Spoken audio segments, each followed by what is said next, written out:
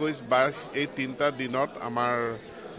মানে এক্সটাৰ্নেল ইভালুৱেটৰে তেওঁলোক ইভালুৱেশ্যন কৰিব সৰ্বমুঠ প্ৰায় 15 লাখ ছাত্ৰ ছাত্ৰীৰ মূল্যায়ন এই দ্বিতীয় পৰ্যায়ৰ গুণোৎসৱত হ'ব ইয়াত গুৰুত্বপূৰ্ণভাৱে আমাৰ কামৰূপ মেট্ৰ' জিলাও আছে এই সময়খিনিত চিৰাং আছে গোলাঘাট আছে গতিকে মই ভাবো সকলোৰে সহায় সহযোগিতা মই গুণোৎসৱলৈ কামনা কৰিছো 2006 চনত Assam non government educational institution এক্টখন গৃহীত হৈছে গতিকে 1-1-2006 টো সেইকাৰণে লক্ষ্মণ ৰেখা হিচাপে ধৰা হৈছে এতিয়া 1-1-2006 পূৰ্বৰ প্ৰতিষ্ঠিত বিদ্যালয় বা মহাবিদ্যালয় যিখিনি ইতিমধ্যে হৈ গ'ল আৰু যিখিনি তাত বিভিন্ন কাৰিকৰী কাৰণত বা প্ৰশাসনিক কাৰণত যদি বাকি ৰৈ গৈছে সেইখিনি কেবিনেট সমিতিয়ে পুনৰ মানে পৰীক্ষা কৰিব পুৰণি কেবিনেট সমিতিয়ে এই 1-1-2006 এই সীমাৰেখাটো ধৰি ৰাখি পুনৰ এবাৰ গোটেই বিষয়টো পৰীক্ষা কৰিব গুণোৎসৱ আজিৰ পৰা দ্বিতীয় পৰ্যায়ৰ আৰম্ভ হৈছে আজি মূল্যায়ন বিদ্যালয়সমূহে নিজৰ বিদ্যালয়তে মূল্যায়ন কৰিব আৰু এইবাৰ তেওঁলোকক আমি মোবাইল এপ দিছো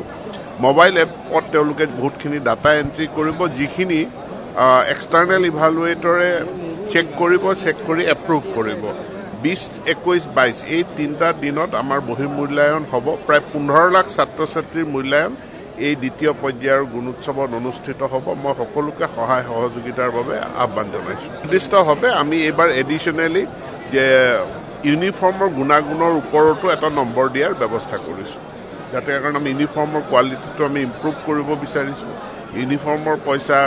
বিদ্যালয়ৰ যি পৰিচালনা সমিতি আছে বা উন্নয়ন আৰু পৰিচালনা সমিতি আছে মাধ্যমিকৰ ক্ষেত্ৰত সেই সমিতিসমূহে ইউনিফৰ্ম ক্ৰয় কৰে গতিকে আমি তাৰ ওপৰতো এটা নম্বৰ দি তাৰো এটা ইভালুৱেশ্যন আমি কৰিব বিচাৰিছো অসমৰ শিক্ষাত এটা সকলো স্তৰত এটা বিশেষ তৎপৰতা আমি দেখা পাইছো প্ৰধানমন্ত্ৰীয়ে যি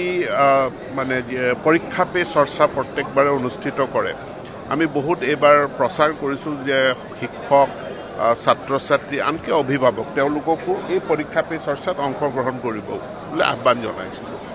সেই পৰিপ্ৰেক্ষিতত ভাৰতবৰ্ষৰ ভিতৰত আমি 89% আমি দ্বিতীয় স্থানত আছো পৰীক্ষা পে চৰ্চাত আমি অংশগ্ৰহণ কৰিছো আটাইতকৈ আশাব্যঞ্জক কথা হ'ল যে প্ৰায় 25,000 অভিভাৱকে তেওঁলোকে পঞ্জীয়ন কৰিছে